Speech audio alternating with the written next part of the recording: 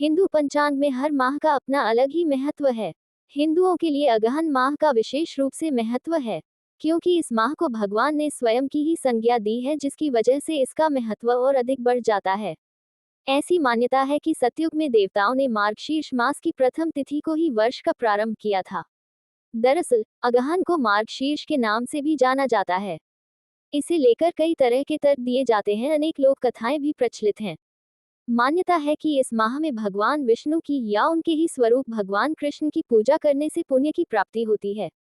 यह माह उनके पूजन के श्रेष्ठ माह में से एक बताया जाता है।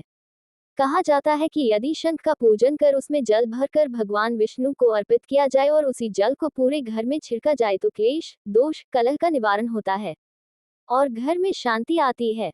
शंख मां लक्ष्मी का स्वरूप माना गया है।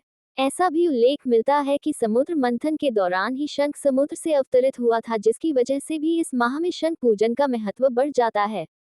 नया शंख खरीदना और भगवान के समीप रखकर उसका पूजन करने से भी विशेष पुण्य फल प्राप्त होते हैं। मान्यता है कि किसी भी प्रकार दुखों के निवारण के लिए यदि इस दौरान भगवान से कामना की जाए तो मन्नत अवश्य ही पूर्ण होती है। इसी माह में दत्तात्रेय भगवान की जयंती भी मनाई जाती है, अतः उनका पूजन भी विशेष फलों को प्रदान करने वाला बताया गया है। अगहन माह में ही चंद्रमा को सुधा प्राप्त हुई थी, जिसकी वजह से भी प्रभु कृपा के लिए यह माह उत्तम माना गया है। पूर्णिमा तिथि पर चंद्रमा पूजन अतिश्रेष्ठ माना गया है। यही नहीं, यदि आपके घर में भगवत गीता है तो दिन में एक बार उसे अवश्य ही प्रणाम करें, इससे भगवान का आशीर्वाद प्राप्त होता है। इसे हिंदू पंचांग का 9वां महीना माना गया है।